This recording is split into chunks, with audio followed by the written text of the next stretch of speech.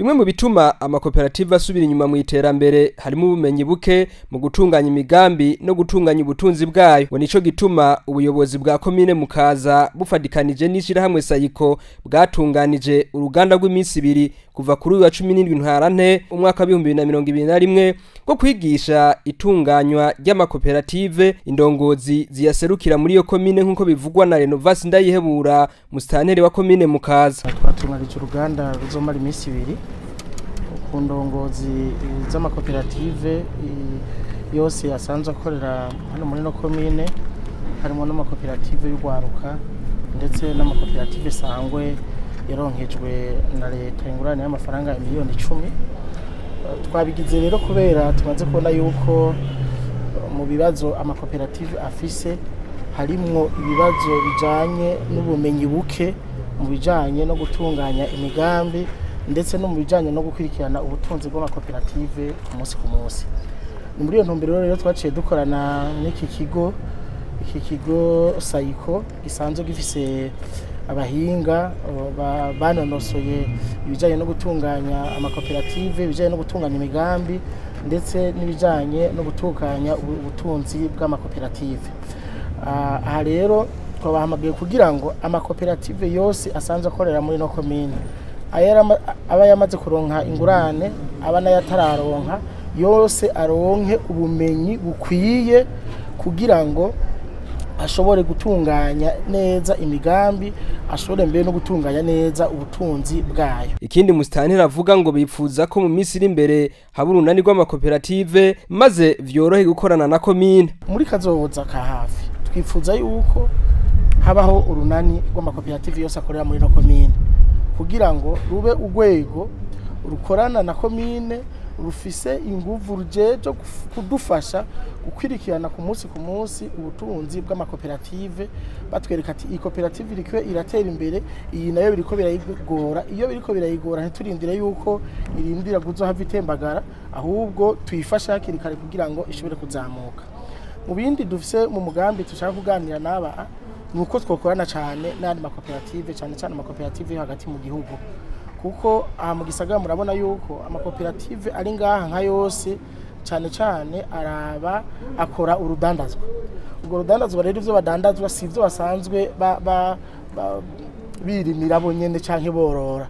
Dushaka rero gukorana n'amakoperative yo mu makomine ya ruguru, turiko turarondera amakomine yo bafise amakoperative twavuga yuko ateye imbere kandi afise umwimbu ukwiye kugira ngo bagiriranire imigenderanire n'ino komine yacu biciye muri amakoperative kugira ngo dushobore kubafasha kudandaza biriya byimburwa basanze bimbura muri ariya makoperative yabo. Ikindi nuko mu ntumbero yo kugwiza ubutunzi nuko tutoguma tubona yuko ivyimbuwe tubidandaza uko nyene, utangure kwiyumvira ukuntu tubihingura. Aha rero abahinga bariko barafasha izinogo z'amakoperative kugira koperative yose itangure kwiyumvira ukuntu yohingura. Mwabonye abahinga batangiye kubereka ibijanye no guhingura ikiribwa c'ibigori. Murazi yuko mu iki gihugu cacu ibigori no mwaka habonetse umwimbu ukwiye.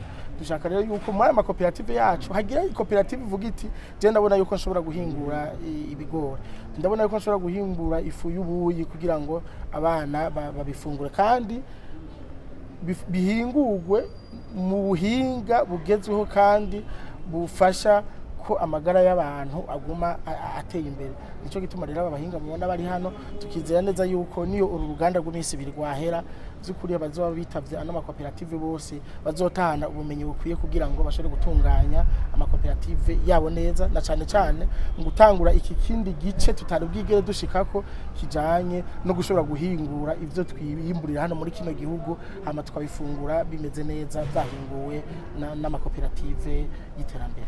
Si ivyo gusa, banashaka ko amakoperative atokwimbura kugira ngo ashore gusa, ahubwo ko yomenya guhingura ivyo biyimbuye kandi ku buhinga bugezweho. Ku kibazo cyo gushaka kumenya nimba ayo makoperative naho yohingura yoronka hashorera, Sindayihebura musitanteri wa Komine Mukaza arahumuriza ngo mu gisagara ca Bujumbura abaguzi barahari.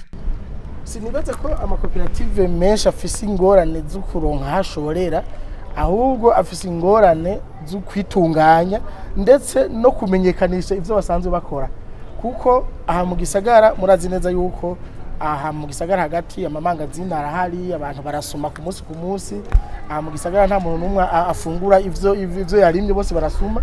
Rero nibaze yuko ico batarashobora gushikako nukumenyekanisha ivyo basanzwe bakora, hanyuma ikindi naco batarashobora gushikako nukuja hamwe, kuko abarundi bagomba urabizi yuko hari agatima kataratuvamwo, agatima yuko umwe wese ashaka kwikorana, nta ushaka gukorana n'ubundi.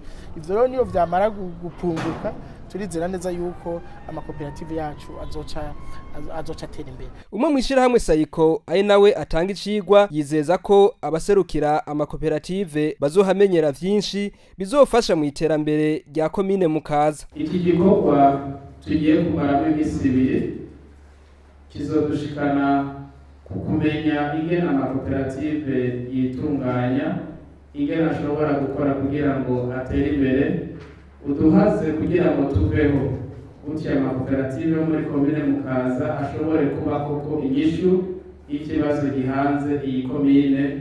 Ivyo bibazo nakaba ari 2: ikibazo ca mbere no guhabuka kuronka akazi, ikibazo kigira kabiri n'amagara meza kubera igihugu bo muri komine ya Mukaza. Muri imisi 2 tuzorabira hamwe ingene ivyo bibazo bibiri vyotore ku munsi, kuko abantu bagiye hamwe bagakorera ku mugozi umwe kandi bagakora bumvikana kandi bafise amategeko abagenga bigiye hamwe kandi bize neza, birashoboka ko ibikorwa bifuje gukora itera imbere kandi kikaja mu ngiro. Ayo makoperative avugwa akaba ari ay'ugwaruka na koperative Sangwe.